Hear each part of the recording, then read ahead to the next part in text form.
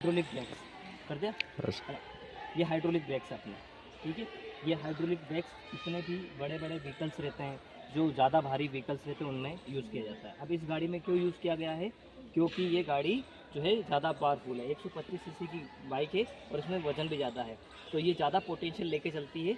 और ज़्यादा पोटेंशियल लेके चलने के कारण क्या होता है ना, इसको रोकना बाकी ब्रेक से पॉसिबल उतना नहीं हो पाता है, इसलिए इसमें हाइड्रोलिक ब्रेक्स यूज़ किए जाते हैं। हाइड्रोलिक ब्रेक्स जो है ज़्यादा पावरफुल माने जाते हैं, ठीक है। होते ही माने नहीं जाते, होते ही हैं, है ना। तो ये अपना मेन सिलेंडर रहता है, ये हाइड्रोलिक ब्रेक्स है, ठीक है। इसका मेन सिलेंडर रहता है, ये मेन सिलेंडर मतलब ये पूरा सिस्टम जो है पास्कल लॉ पर काम करता है ना। यहाँ से इस मेन सिलेंडर से इस पैडल के थ्रू हम, है ना, क्या करेंगे, प्रेशर अप्लाई करेंगे, ठीक है। तो यहाँ से ये प्रेशर अप्लाई होगा, है ना। पिस्टन दबेगा यहाँ से, जैसे मैंने पेंडल दबाया पिस्टन दबेगा, और ये पिस्टन दबाया तो ये जो प्रेशर है, ये प्रेशर इस नली के थ्रू, इस ऑयल, इसमें इस नली में क्या भरा हुआ है, ऑयल। इधर लेके आओ, इस नली में क्या भरा हुआ है, ऑयल भरा हुआ है। ये मेन पिस्टन है, सॉरी ये मेन सिलेंडर है, इसमें पिस्टन लगा हुआ है, ठीक है। इस पिस्टन, इस पैंडल से मैं इस पिस्टन के थ्रू इस पर प्रेशर अप्लाई करूंगा, है ना। ये प्रेशर इस नली के थ्रू ट्रांसमिटेड होगा नीचे की ओर, है ना। ये यहाँ जाएगा, यहाँ पे, ठीक है। अब यहाँ पे लगे हैं दो पिस्टन्स, पिस्टन P1 और P2, ठीक है।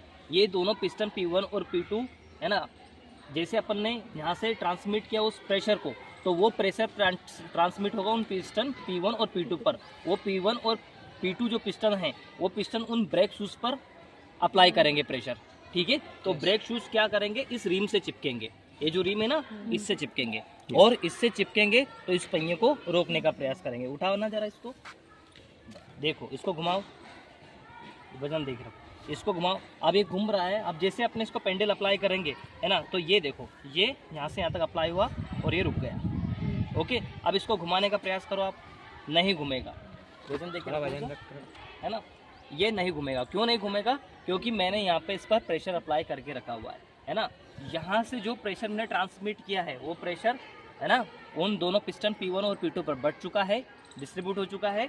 और वो जो प्रेशर है, वो प्रेशर कहाँ लगा हुआ है, वो फोर्स प्रेशर ग्रुप में बदल गया और कहाँ लगा हुआ है, उन ब्रेक शूज़ पर। और वो ब्रेक शूज़ कहाँ चिपक गए, इस रिम से, ठीक है ना। अब जैसे ही, अब इसको फिर घुमाओ, घुमाने का प्रयास करो, अभी नहीं घुमाएगा, फोर्स लगा के रखना।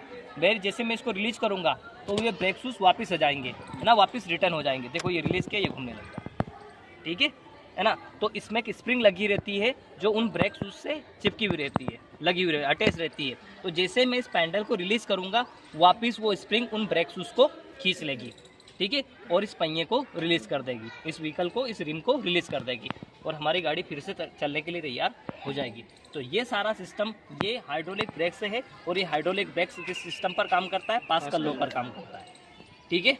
आया समझ में? Okay, thank you.